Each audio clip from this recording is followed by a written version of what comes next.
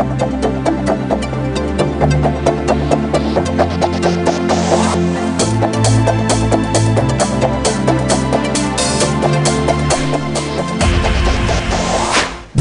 Jeff Radebe qualify to be the president of the ANC? How would Radebe deal with the politics of factionalism in the ANC? And who in the ANC supports Radebe's bid to be the next president? And how would Radebe deal with ANC implicated comrades in allegations of corruption and state capture? What time is it? It's question time.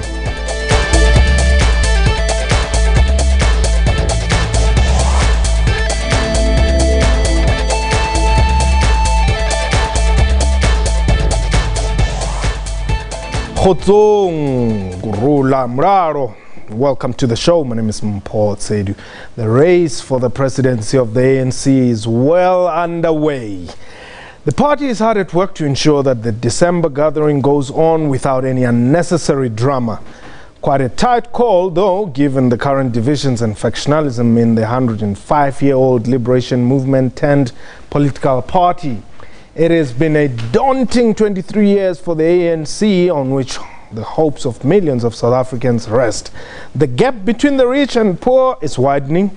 And poverty and inequality and unemployment have become matters of great concern. Statistics say the country is one of the most unequal in the world. Questions are being asked on when will political freedom translate into economic emancipation? For those who have raised their hands to take over from President Jacob Zuma, the journey has begun. Tonight, Question Time asks Jeff Radebe whether he has what it takes to lead the ANC. We are live, and therefore you can call us. The numbers to dial is 089-1104-210, and if you are international, +2789-1104-210. Our Twitter handle at QuestionTime24. Hashtag Jeff Radebe. And indeed, before we go into the show, let's take a look at this short profile on Jeff Radebe. Jeffrey Tamsanga Radebe, also commonly known as Jeff Radebe, was born on the 18th of February 1953 in Cato Manor, Durban, also now known as KwaZulu-Natal. In 1958, his family was evicted from the area and relocated to Umlazi, north of Durban. After completing his school career, he enrolled for a law degree at the University of Zululand.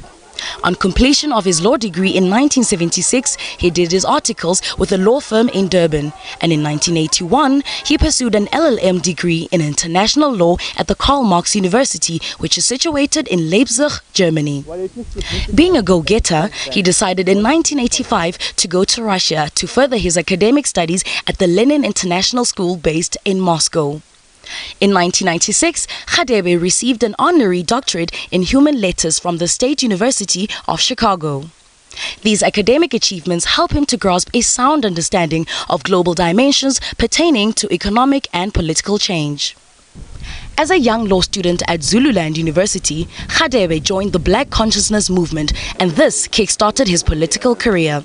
He went on to join the African National Congress in 1976 and was deployed by the ANC to Mozambique, and later moved on to Tanzania, where he worked as a journalist for Radio Freedom in Dar es Salaam.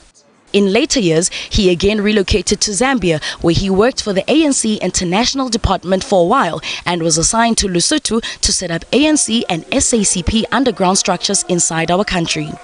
He also underwent military training with Umkhonto weSizwe during this time. After an unsuccessful secret mission by the ANC to the country, Radebe was caught, arrested and convicted under the Terrorism Act by the apartheid regime and was sentenced to a 10-year imprisonment on Robben Island.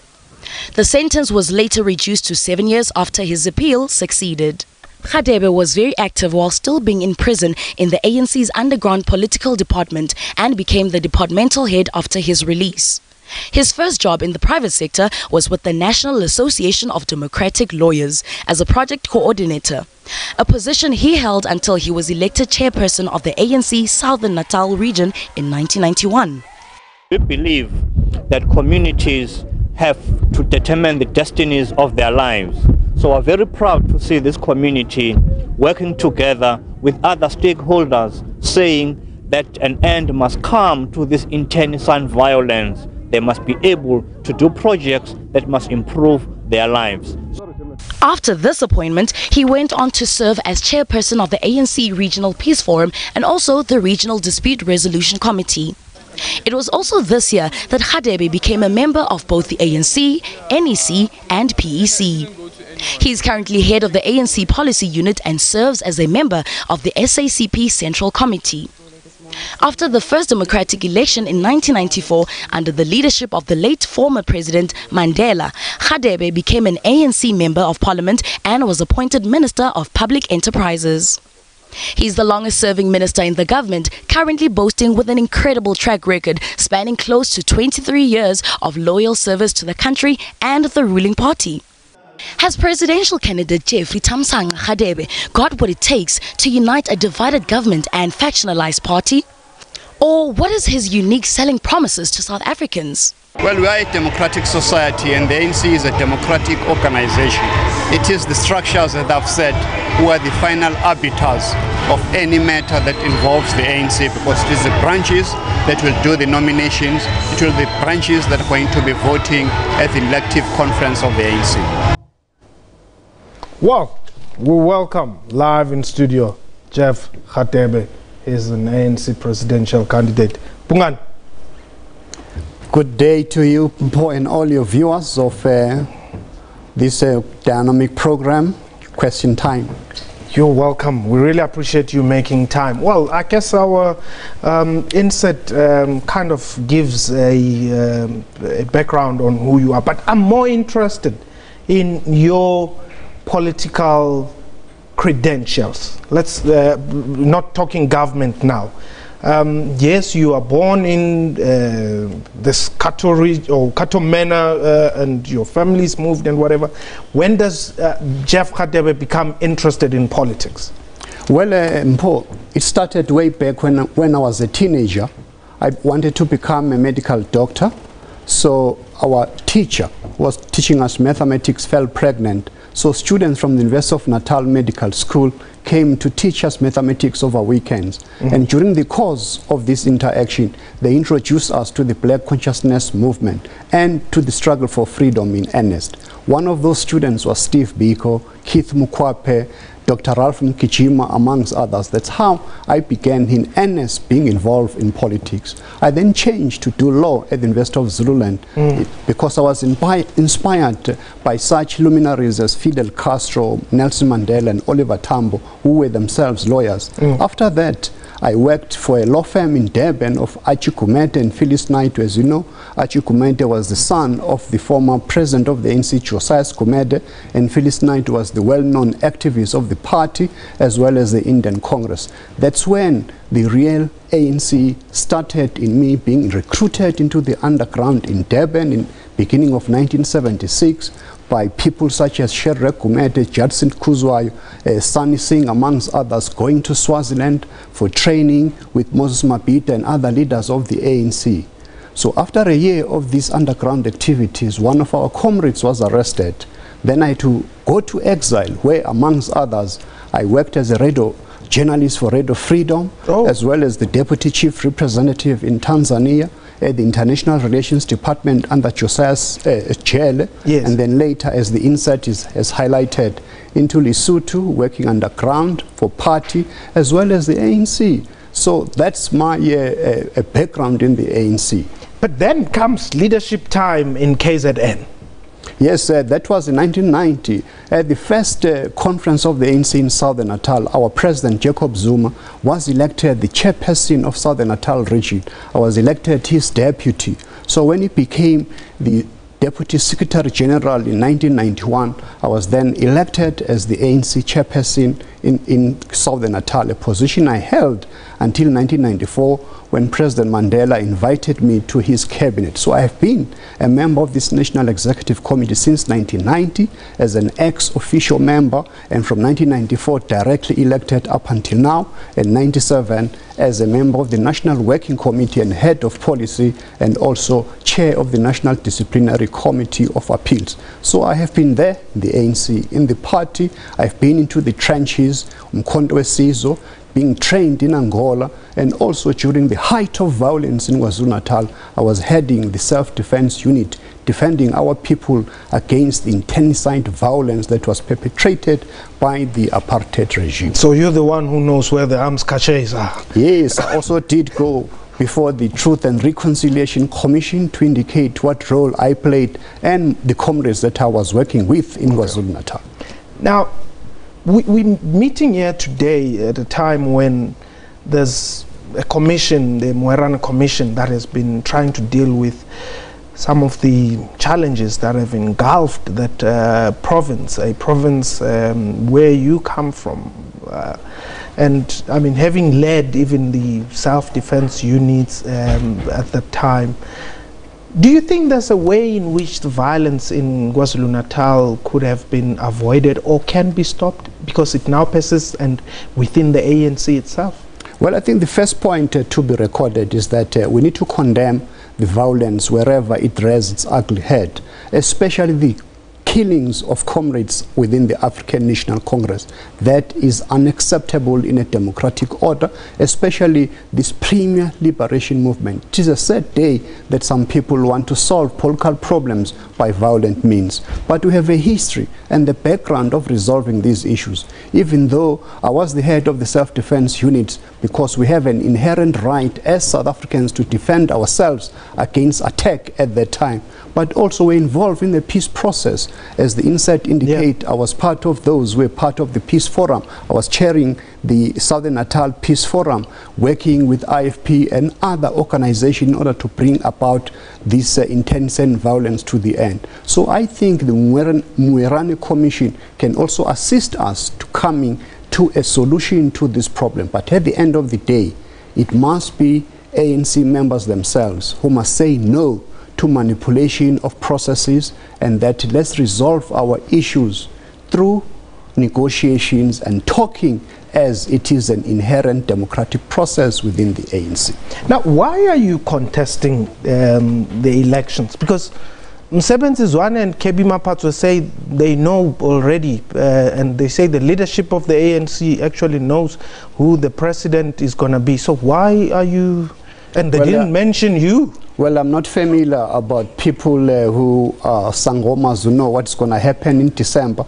The people who will decide the leadership collective of the ANC are the branches of the ANC, the nucleus of the organization. 90% of members, of delegates into the conference of the ANC will be from branches of the ANC. They must be given an opportunity, and they are right to nominate, to elect their leaders without fear, favor, or prejudice, and without interference from leaders and lobby groups. I have trust in members of the ANC who are loyal, because the majority of members want to do good for their own organization and the country. Now, should we then disregard what Msebenzi and Kebi are saying? Because they are high-ranking members. Kebi sits in the NEC, and when he says leaders of the ANC already know who the president is, well, that's why I'm saying I do not know what they're referring to, but they have the right, like any other member of the ANC, to express their preferences. But at the end of the day, as I've said, the branches who are the ones who are going to be making that vote in December. Does it bother you that the ANC Youth League, the ANC Women's League, the MKMVA, the Communist Party and COSATU have chosen sides, they have chosen individuals whom they would prefer, and you are not mentioned? Well, it doesn't bother me, because as I've said, where does it start? It starts with the branch of the ANC. So these are the people who have now started with their BGMs. They'll be doing their nominations, as I've said, without any interference, in order to ensure that this organization can be able to move into the next level. So those are the people who are the real decision makers in the organization. So are you not bothered that these other bodies have already pronounced, and they are, I mean, we're seeing all these other candidates all over. There are songs, there are t-shirts. I've never seen any JR17 t-shirt or... Why would you need a t-shirt when the members of the ANC, they know who the people are? I've been to many branches of the ANC, being invited by them. Last time I was here in Johannesburg, invited by the Youth League in celebrating their 73rd anniversary. Yes, yes. Recently also I was in KwaZulu-Natal in Lower South Coast. I'm going there this coming weekend. I've been to Tshwane and been to Cape Town, many other places. Those are the people who are going to be voting in December. What do you bring different from anybody else? Well, as a member of the ANC, I believe that the track record that I have, both in the organization for the past 40 years of loyal service to the ANC, but more particularly as well in the past 23 years in government, I have that political background, the experience, as well as the institutional memory of ensuring that we can be able to take this organization to the next level, as your insight is saying. The main issue now is the economic emancipation of our people.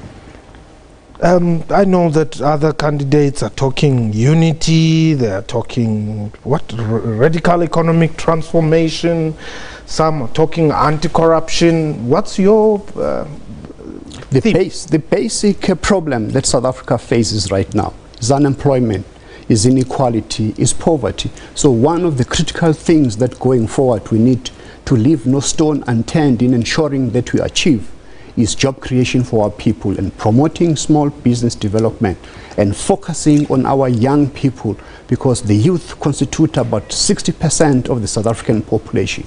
So all these visions that we have and the plans, such as the National Development Plan Vision 2030, it is the youth that must be the beneficiaries of that program. But more than that, they must be the participants right now in the economic emancipation of themselves and the people as a whole. So these are some of the critical things that we need to ensure that this ANC must do in order to make good that promise that we made in 1994, a better life for our people. But it doesn't seem like this reality hits home in the ANC. I mean, you're emphasizing on youth and young people, but it doesn't seem like this hits home, because when you look at, I mean, all the candidates now that are vying for the presidential, for the presidency, this is the SASO generation, so to say. How do you ensure that young people are also in the mix in as far as leadership is concerned in the ANC? I'm a firm believer in young people because they are very vibrant. As I said, even in numerical numbers, they constitute 60% of our population. Yes. Even in my current role in the minister in the presidency, one of our tasks is youth development, which I've delegated to my deputy, Buti Manamel. The Youth League is talking about 40% of intergenerational mix, which I support 100%. But I think we need to go even further than that, that the issue of age must not be a critical point in retarding young people from gaining excedency in the leadership echelons of the ANC. Look back into the 40s. How old was Mandela, Anton Lembede, Sisulu, when they formed the Youth League and they modernized the ANC to what we know it today? So we need to give young people that chance, not only in politics, but in economy, so that they can be able to unleash their full potential, especially in the economic front, so that this economy must also be directed towards improving young people as entrepreneurs, not as job seekers, but to be job creators in their own right. Do you agree with the view that the ANC is in a crisis? Yes, I do agree that we face many challenges in the ANC, and the state of the organization, as you saw in the National Policy Conference, even at the General Council in 2015, we are beset with many challenges such as factionalism, the issues of slate, all this manipulation of democratic processes, even the decline in terms of our electoral outcomes in August of 2016 is a reflection that our people are giving us a warning call that we need to correct the organization. So that's why I feel that it is important to focus as well into the ANC as a mechanism and a vehicle for national liberation, but now in the new era of economic emancipation of the people. Do you take responsibility as part of the collective for the failures of the ANC? Well, as an ANC, we have to take collective responsibility of all the things that are happening, but more than that, we need to find solutions. So that's why the branches of the ANC are giving us the way forward of how we can deal with these issues, including this issue that we have now been reforming, that the nomination and especially must be done by branches themselves without any interference, and those nominations must be sent directly to the Electoral Commission in order to avoid those people, the middlemen, and so on, who try to interfere with these democratic processes. Even the membership system has to be modernized so that it's electronic and automated, so that all those lobby groups who try to block members, genuine members of the ANC from attending meetings, should come to an end. Now, what is it which you could not do as a member of the NEC for 20 years, which you are going to do if elected as president of the ANC? What difference do you bring? Because I would say, well, this is the same man who's been there for the past 20 years. Why should we give him an opportunity now? Well, the struggle goes in phases. If you remember, in 1994, the most critical thing there was to consolidate political democracy, to bring about a constitution, to ensure that we've got structures of the organization. Now we're a very big organization. At the last count in Mangaung, we're more than 1 million members. Now we're just a little bit under 1 million, indicating that we require to modernize this organization in order to ensure that we can be able to live out to the expectation not only of the members of the ANC, but the people of South Africa as a whole. Because remember, it's not only that 1 million card-carrying members who are going to be voting the ANC into government in 2019, but it is a majority of South Africans. So we need that paradigm shift in the manner in which the organization operates, as well as the focus of the government in terms of a paradigm shift towards this economic transformation. We're going to take a quick break. When we return, we'll continue our discussion with Jeff Radebe. He is a presidential candidate of the ANC come December. The number to dial, 089-110-4210, or our Twitter handle @QuestionTime24. Perhaps there are questions that you would like to pose. And please, we encourage you to give us brief questions. Let it be questions, not comments. The show is question time, so we need questions. 089-110-4210. We shall return.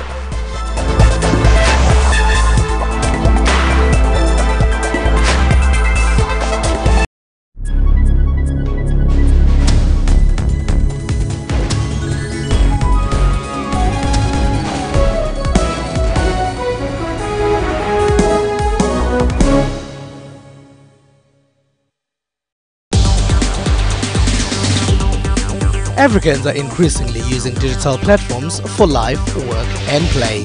Information is key for us. We live in an information age. We live in the digital age. I'm mostly on WhatsApp because not all my friends have iPhones, so they don't have FaceTime. On Network, we tell you about Africa's technology and social media landscape. And some here are using the internet to raise political concerns. Some of the exposés on political issues come from what we call your diasporic online media. Africans are also using technology to create. For African technology and social media news, join me, Phumelele Zondi, on Network every Sunday at 9 p.m.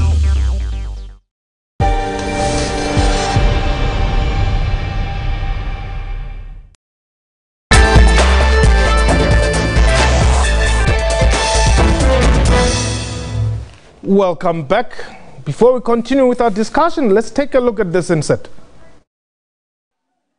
Violent confrontations at various ANC regional elective conferences have exposed the vacuity of the party's year-long order to the former late President Oliver Tambo in 2017.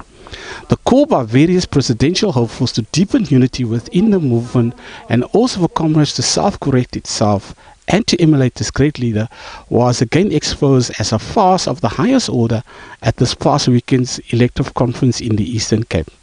Is chairs and firearms the weapons of choice for politicians to solve political differences? More than 5 ANC-NEC factions have approached various courts around the country to seek urgent legal interventions to resolve ongoing disputes amongst disgruntled members.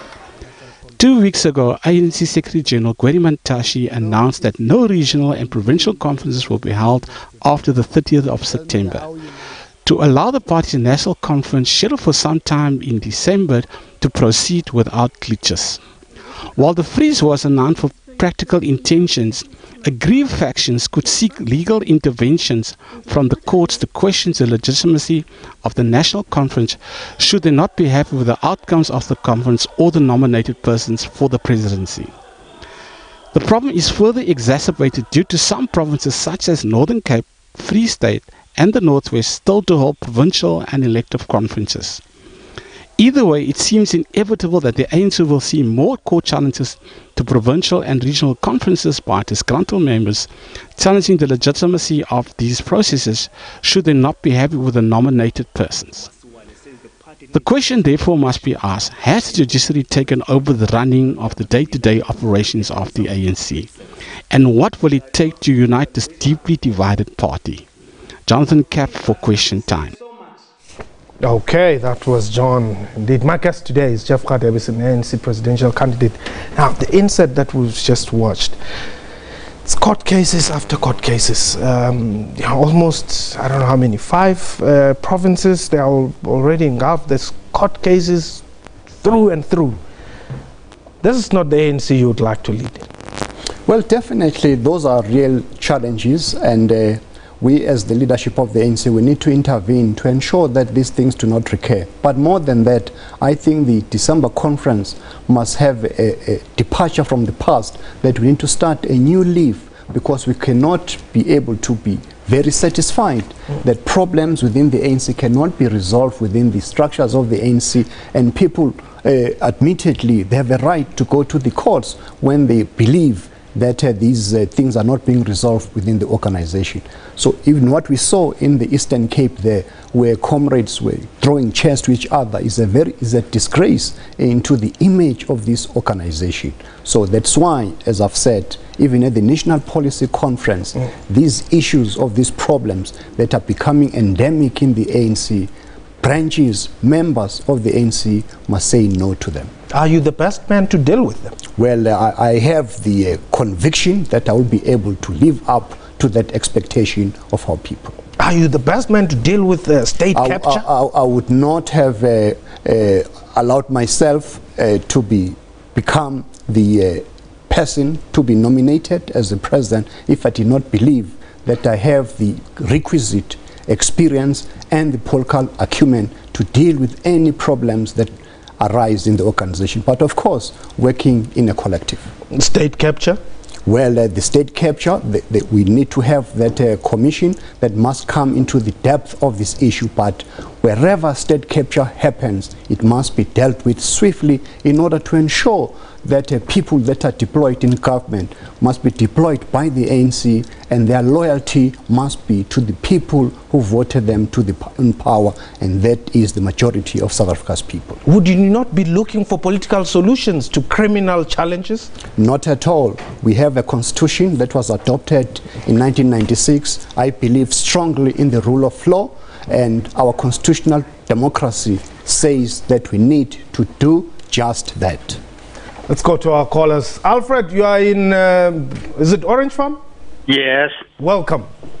Welcome, Teru. Yes. Teru? Yes. I just want to ask Mr. Radebe. Yes. You see what they're doing here in Orange Farm when they're coming. What's There's a big street here in Orange Farm. There's a big street they're going from Golden Highway until to the end there. Yes. But inside here, they don't come inside. And when they want the votes, you'll start seeing they going around our streets here, but once they are gone, they are gone. You don't see them anymore. Ah, thanks very much. Mr. This is Radebe?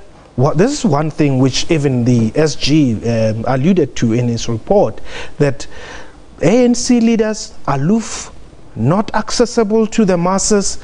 Here is Dr. Alfred in Orange Farm. I know the street that he's talking about from Golden Highway is the main road. There he's saying you see a lot of activities, but inside Orange Farm you don't see people, and I'm talking about leaders. Well, it is responsibility of leaders, especially those who have constituency offices in places such as Orange Farm, to be their main preoccupation to be with the people. This, what is saying this colleague from Orange Farm, is a result of what we call a social distance, when leaders do not go back to their constituency in order to do things for the betterment of our people. When we need to make sure, therefore, that going forward, all those members of parliament, representative of the people, must do their job in their constituency without any fear. The reality of people like Dr. Alfred in Orange Farm is that politicians, they are not there, but come election time, they attend funerals of people they don't even know. Well, that is wrong in principle for people not to do their job. So it is the responsibility of people like this and that, and also those members of branches, to bring to our attention so that it can be dealt with, but more particularly those that are responsible for ensuring that they service those constituencies to do their job. Joe, you are in the Free State. Welcome. Hello. Joe, you are in the Free State. Please turn down your volume so that we'll be able to hear each other. Hello. Yes, Ndate Joe. Yes, man. This voting is. I can't hear you. This is Radebe who introduced something for a community. I'm asking because they've got enough promises, but when it comes to the implementation thereof, well, they are misleading. Okay, Ndate Joe, I think we hear your question. He's saying, well, the policies are there, and you are the best person to talk to about policies. He says the policies are there, the implementation is a problem. Well, it's two parts to the issue of policies. The ANC changed policies, but because of the lack of capacity at a head office, that is why there is a challenge of executing the policies of the ANC. Not that nothing is being done. That is why part of the proposal is to make sure that when we elect leaders, 65% of them must be deployed in government, and the remainder must be deployed in ANC and other sites of struggle. That is why there are proposals to make sure that at head office there must be a department responsible for monitoring of the implementation of policies in the ANC in the main. Yeah, but is it going to be different policies? And I want us to get even to a point where we talk about the fact that there's some are talking radical economic transformation. Is it your policy? Do you believe in that? Well, a radical socio-economic transformation is a policy of the ANC. Remember, Mpo, that in Mangaung at the last conference of the ANC, we analyzed the situation as I'm indicating that in the past 20 or so years, we've succeeded in consolidating political democracy in our country. But when it comes to the economy, we're still lacking. That is why we said we have now entered a second phase of our democratic transition. So that policy is an ANC policy of radical socio-economic transformation to make sure that the ownership and the control of the economy must also reflect the majority of South African people, the previously disadvantaged individual. That is the policy position of the organization, and I'm happy that I'm the head of the ANC policy that was responsible for developing that approach. Harrison, you are in Mandela Park. Yeah, I'm coming. The food can't forget. Jeff. Ukumamele tata. Jeff, uthetha le committee ye-state capture izakulinda upresident omtsha ozakunyulwa i-ANC ngoDisemba. Okay, Mpho, inkosi. Enkosi kakhulu Harrison, uthetha ukuba le commission ye-state capture izakulinda upresident omtsha ozakunyulwa nge-ANC ngoDisemba. Hayi no, angithi washo umongameli eParliament uthi uzoyisusa le state capture commission silindeleke ukuthi asho umongameli ukuthi izoba nini. But into kade ngichaza mina ukuthi wonke umuntu osebenza kuhulumeni kufanele ukuthi ke yena ithemba labantu libe kubona, bangahambi bayosebenzela abanye abantu ngaphandle kwabantu baseningizimu Afrika. Yiko nje uhulumeni kukhona umthetho ngo-2016 osuphumile eParliament ukuthi labo basebenza kuhulumeni akufanele ukuthi benze ibhizinisi ngokuhulumeni ngoba yiyo lento edala ukuthi kube khona inkohlakalo kuhulumeni. Then the land question, land distribution. What would a Jeff Radebe presidency bring to the masses of South Africa? Well, I think the main thing is to accelerate a land reform program in South Africa, because right now our assessment indicates that it is going to at a very slow pace, where we've now only distributed almost 10 million hectares of land instead of more than 30% of the 80 million hectares that is supposed to have been done.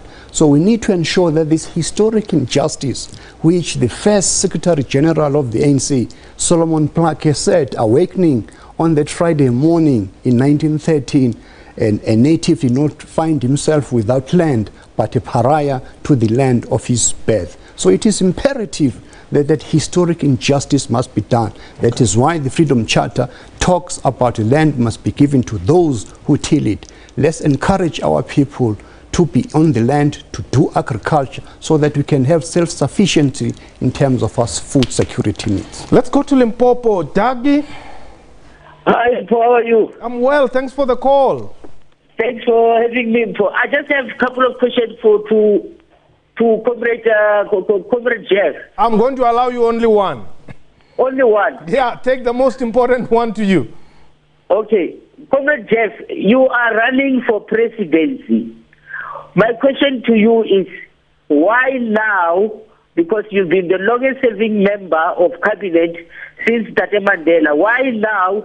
Don't you think it's high time that you join the Deputy President, Cyril Ramaphosa, to fight in corruption if you are very serious about the ANC? I don't think it is very appropriate for you or with the other people to actually come now in the race, Mr. Radebe, to say you want to be the president. You should have contested maybe in Mangaung, maybe we should have listened to you. But right now, I think you and others, you should be. Even Nkosazana Zuma was not supposed to be contesting. If you love this ANC, you should go back and say, guys, let us support the deputy president and then let us avoid this split or killing this ANC. In terms of policy, Mr. Jeff, you've been head of policies, nothing has been implemented. I think in this one, let us see if Ramaphosa can implement our policies. You've been head of policy, nothing ever happened. I think right now, we're asking you, please assist Ramaphosa and South Africa to remove this corrupt president that we have. We don't want him anymore. The country doesn't want him anymore. Okay. Dagi? Well, it is clear that Dagi has his own preference, which is his choice as a democratic organization. The reason why I'm standing, I was approached by branches, as I've said earlier on, it is the branches that have to decide the nomination and the election, not people who impose candidates to others. So Dagi is entitled to his own opinion. So I do not agree with him. Okay. So also too, it's not correct that we are not implementing policies.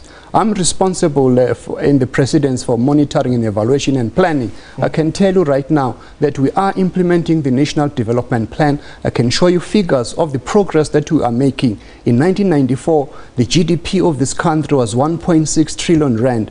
Today is more than 3 trillion rand, indicating this economy is growing, even though right now our economy is declining. In terms of jobs, 9 million in 1994, today more than 15 million. The life expectancy of South Africans has increased by more than 6 years to 63.3 years. Okay. From 2014 up till now, we have built about 331,000 houses to South Africans. So it is not true what Dagi says, that nothing is happening.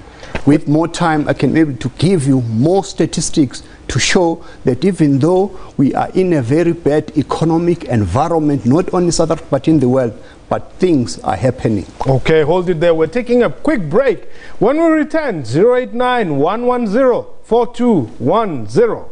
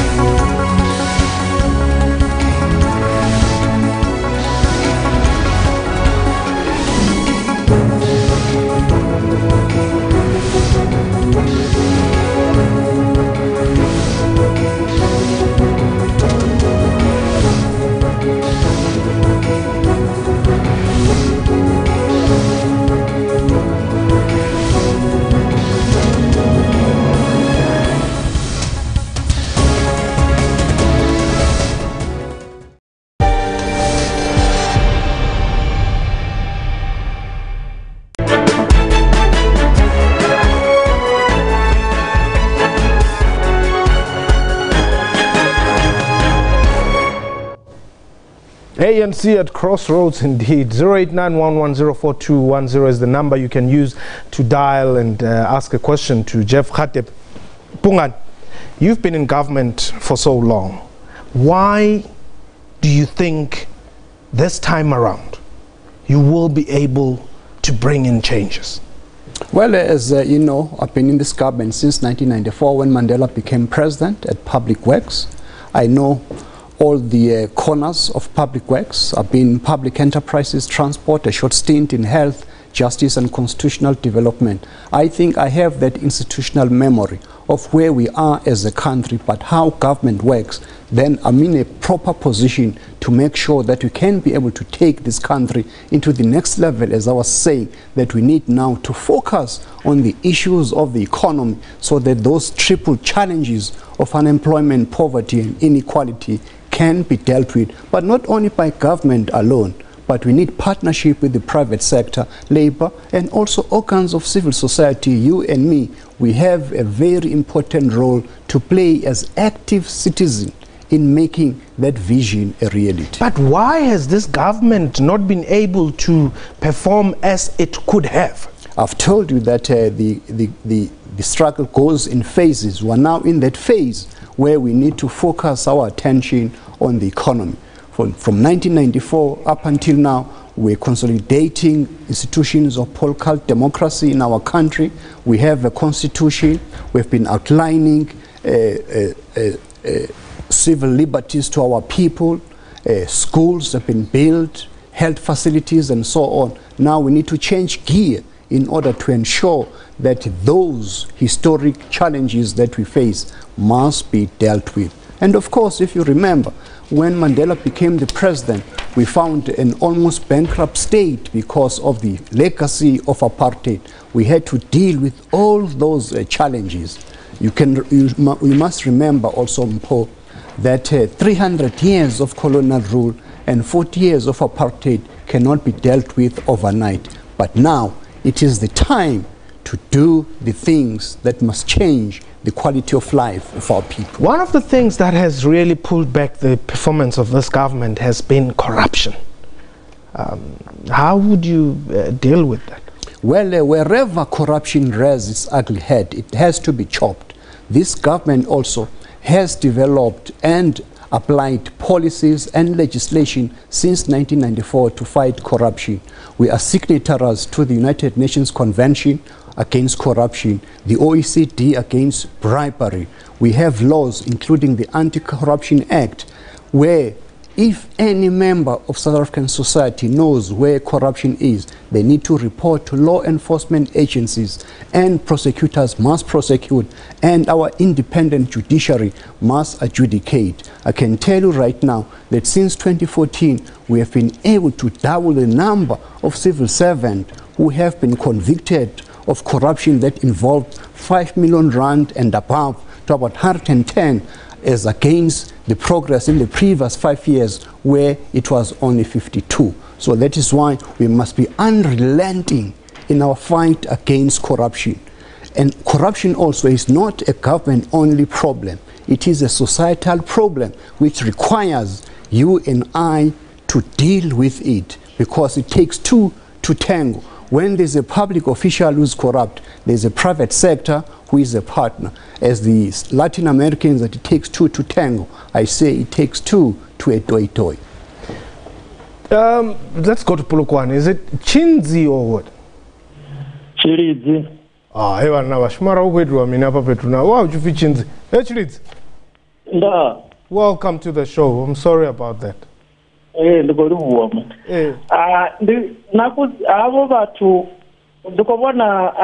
Comrade Jeff about kwamba ngore NDN. Ndizo. Ahuna zvine vaita ava vatu ndi wine yakare ine ikatoka kapodoroliswa. Ngore ahuna zvine rikuwana kamuvuso. Yeah. Ukwamba ngazi statistics. The statistics edzo zina kwamba ngazo. Yeah. Asi zvine zvava pasi on the ground. Okay. Rina pa village voda vajenisa pipe dzamati apa. Ndigai. Mamvuka. Oh, Mamvuka, eh.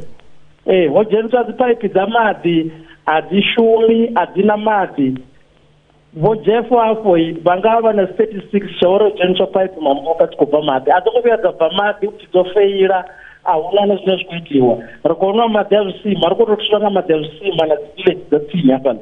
Vada vachikeni ngekarine rinona dzikolo munhu adzomungina toona mapfene zvote. Zvino ava vatu vakongotovhotiwa out ahuna nezvine vatoshandukidza. Chilidzi ndoribu. Ndaundo. Nah. Well, Chilidzi says Jeff is lying.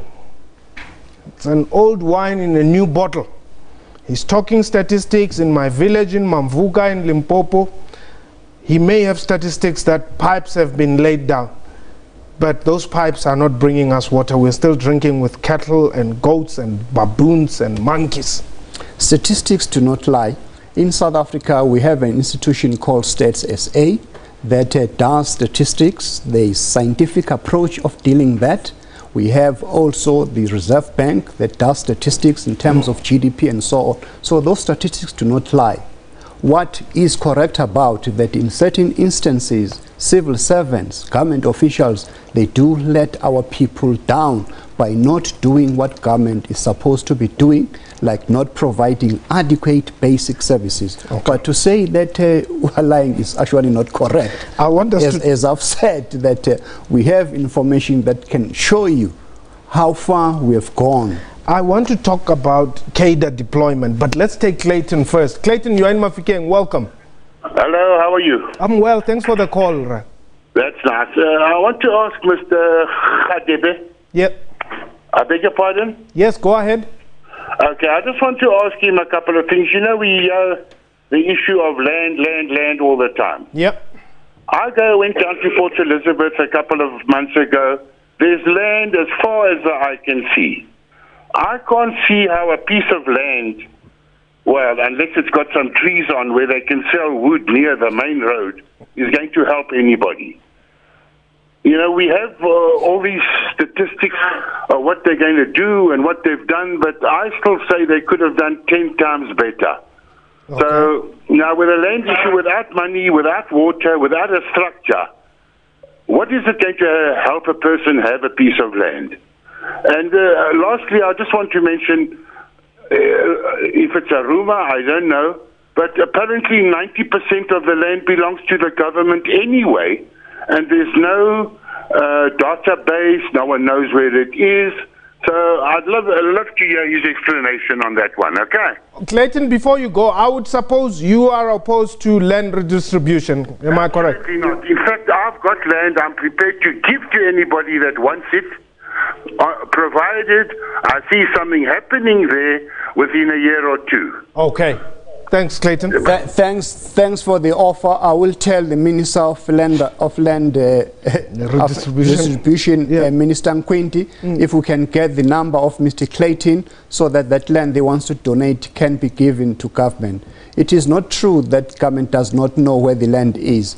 There is a register of land, and I do know that the Minister of Land Distribution is busy ensuring that this land must be with title deals in them in order for us to ensure that when it is distributed, it can be done in a professional manner. So it is not accurate to say that. Okay, let me just go through some of our tweets here.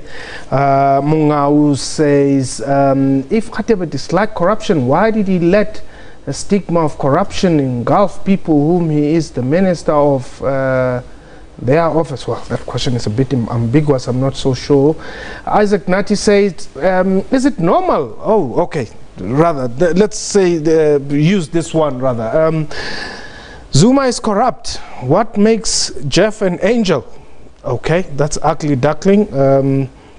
Well, I've never been accused of corruption in government. My track record speaks for itself. From 1994, public works, public enterprises, transport, justice, and now no one has ever said that I've done anything untoward and will never find it at all. Okay, well, what happened to those tweets? Okay, free education. That's one of the things. Well, the Freedom Charter talks about the provision of free education for our children and also higher education and training that must be given to those with merit. And also as a government, we have done a lot of things to improve quality education, including providing education to our people. The President appointed a HEHA commission to look at this matter, and I do know that the President has received a report, so let's await the outcome of that recommendations from Judge Hare. What is important between the ANC and the people of South Africa, asks one, and Brian Patlani says, how does Mr. Radebe feel about Makosi Khoza leaving the ANC? Well, any loss is a bad loss for the ANC. I think we might have handled the matter much better, but we live in a democracy where each individual must determine their own futures, so she decided to leave the ANC.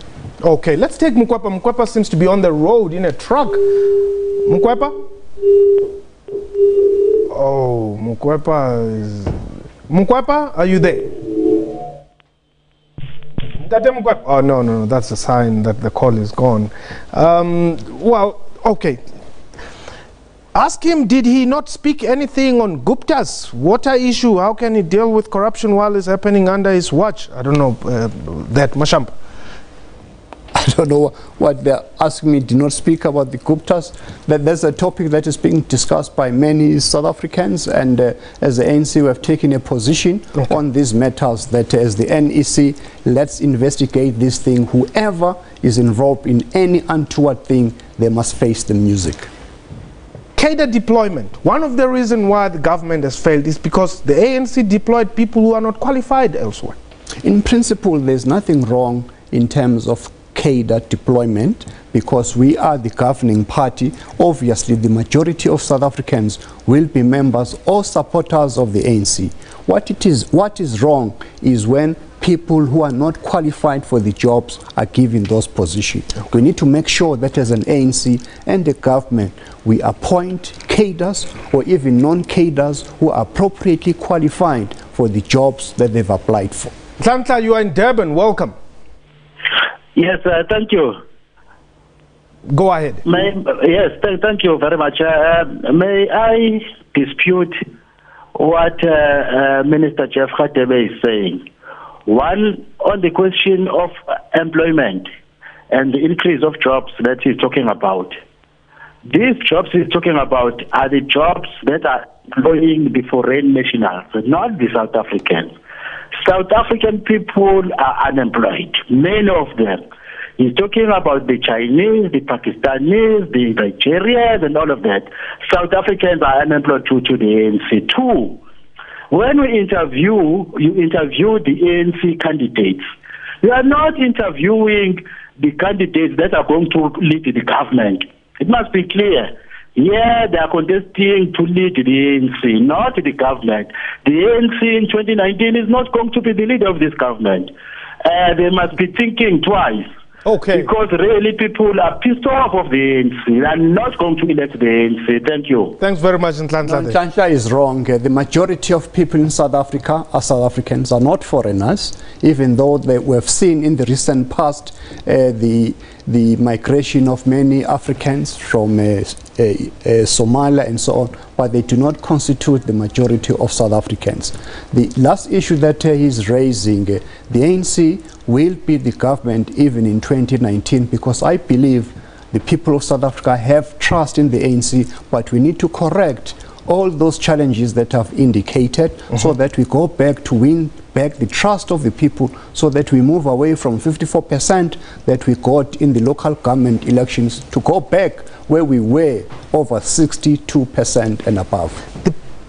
The numbers are out. We now know which province is bringing how many delegates. How do you stand? Well, as I've said, those branches are the ones that are going to be doing nominations. I have faith in the members of the ANC, who are the ones that are going to be making nominations, and at the end, in December, they're the ones that are going to be electing the leadership collective. So finally, as we wrap, if you don't win it, who would you rather lose it to? Well, I would not have accepted to be nominated if I did not believe that I was the right candidate to be the president of the African National Congress. At the end of the day, as I've said, the branches who constitute 90% of the delegates of the ANC are the ones that are going to be deciding. Jeff Radebe, thank you. Thank you very much for your time. My pleasure, sir. Well, that was question time for today. A big thank you to my guest and to you for watching the show. From me and the entire crew, I've a thought.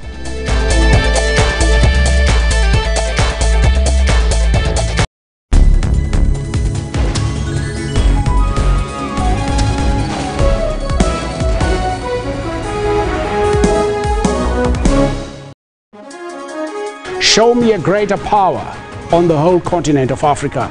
Show me a greater power anywhere. 6th of June 1918 was the establishment of our movement to maintain that. We need to do something about the educational upliftment of the Afrikaner, and we also need to do something about the economic upliftment of the Afrikaner. And that was the two main goals at that stage in 1918. The Broederbond never was a cultural organization. It was a state capturing organization. It is, in fact... I like that term. It has captured the financial systems. It has captured the parastatals. It has captured cultural organizations. For all your constitutional and legal matters, tune into Rights and Recourse.